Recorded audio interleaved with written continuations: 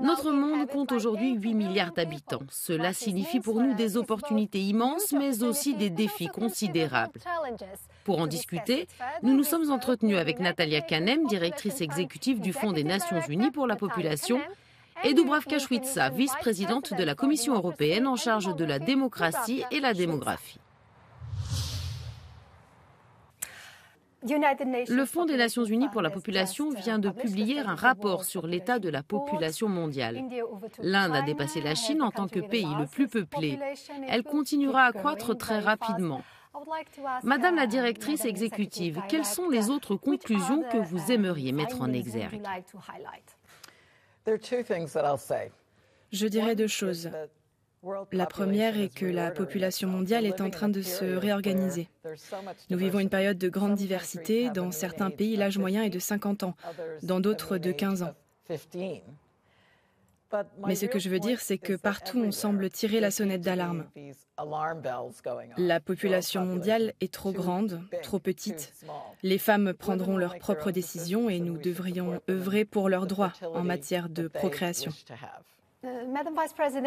Madame la vice-présidente, l'Union européenne ne représente que 6% de la population mondiale et doit faire face à une tendance à la baisse, ce qui aura un impact énorme en termes de financement des systèmes de protection sociale et de retraite. Compte tenu de la colère de la population française face aux réformes dans ces domaines, quelles sont les solutions? Il y a plusieurs façons de trouver une solution. Tout d'abord, nous voulons utiliser notre politique de cohésion de la meilleure façon possible afin de créer un environnement propice à l'épanouissement des familles. Ensuite, je dois mentionner l'intelligence artificielle et la robotique, qui sont très importantes et peuvent parfois remplacer les humains. Mais je ne dis pas que c'est la seule solution. La troisième est la gestion de l'immigration légale. Comment pouvons-nous intégrer les migrants d'une manière qui soit positive pour eux et pour nos sociétés? La solidarité est d'une importance capitale et nous devons la promouvoir. Et je pense que l'Europe est fondée sur la solidarité. Nous devons donc faire davantage dans ce domaine, préparer les migrants à mieux s'intégrer lorsqu'ils arrivent, que ce soit en apprenant des langues ou en acquérant d'autres expériences via la formation et l'amélioration des compétences. Vous savez que nous sommes actuellement dans l'année européenne des compétences et que pour les transitions numériques et vertes, il y a de nouveaux emplois. Et il est très important d'avoir des personnes qualifiées pour ces nouveaux emplois. C'est quelque chose qui doit être préparé en amont avant que ces personnes n'arrivent dans nos États membres. Comment expliquer cette anxiété face aux chiffres de 8 milliards d'habitants sur la planète? La dynamique de la population du moment est un monde de grands mouvements. Et lorsque nous examinons la dynamique de ce qui crée ce mouvement, nous constatons qu'il y a un axe de conflit et que les gens ont le sentiment que leur microcosme n'est pas sûr. Le climat est un autre facteur qui pousse les gens à quitter l'endroit où ils se trouvent et à chercher une vie meilleure ailleurs. Nous devons donc rechercher des solutions climatiques et placer la paix au centre de nos préoccupations. Par ailleurs, c'est la première fois dans l'histoire de l'humanité qu'il existe autant de divergences. En fait, les 2/3 d'entre nous vivent dans des endroits où la population diminuera d'ici 2050. Mais un tiers d'entre nous vit dans des zones où la population augmente très rapidement. Et dans les pays en développement, de nombreuses femmes n'ont toujours pas accès à la contraception. Les femmes européennes sont évidemment confrontées à des défis différents, mais il existe toujours une certaine discrimination en termes de salaire et d'accès au marché du travail. Elles représentent également, je dirais, 90% de la main-d'œuvre dans le domaine de la santé et de l'aide sociale. Lorsque nous parlons de l'autonomisation des femmes et du respect de leurs droits, que manque-t-il?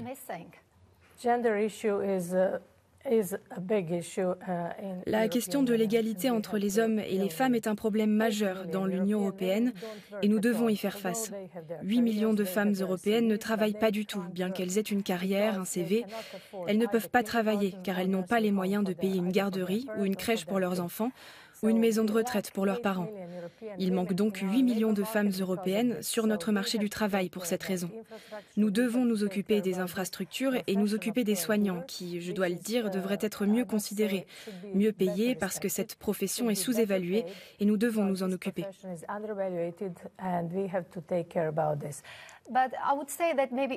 Mais je dirais que peut-être d'autres groupes sont encore négligés. Je pense aux personnes handicapées et à celles qui sont confrontées à d'autres problèmes.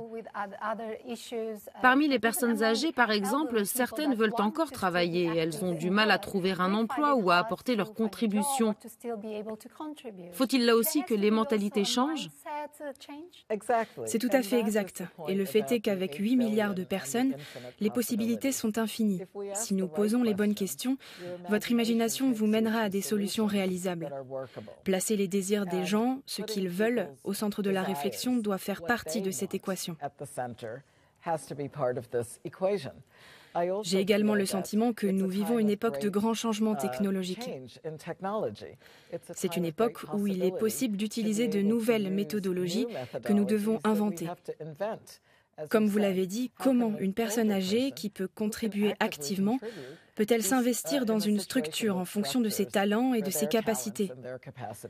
Mais surtout, je pense qu'il est très important de tenir compte du désir de la jeune génération de faire passer la planète en premier, de relier tous ces points entre les objectifs de développement durable, la planète et l'avenir.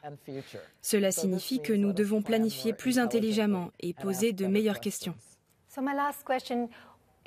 J'en arrive à ma dernière question. Cette vision sera-t-elle également une solution pour les régions socialement et économiquement déprimées en Europe? Vous savez, il y a beaucoup de dynamique dans les zones urbaines, mais beaucoup de zones rurales dans de nombreux pays de l'Union européenne sont en train de dépérir de plusieurs façons.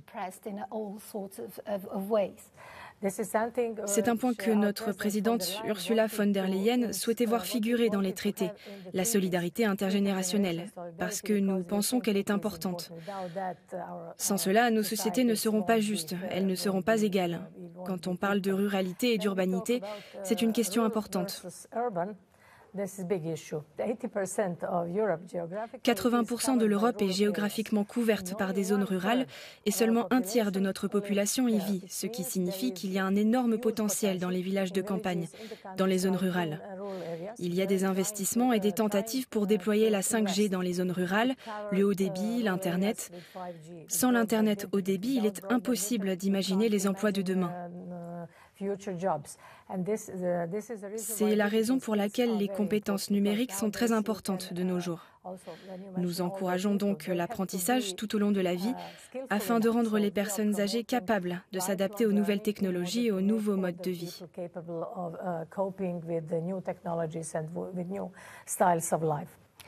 Madame la vice-présidente et Madame la directrice exécutive, merci beaucoup de nous avoir aidés à mieux comprendre notre monde de 8 milliards d'habitants.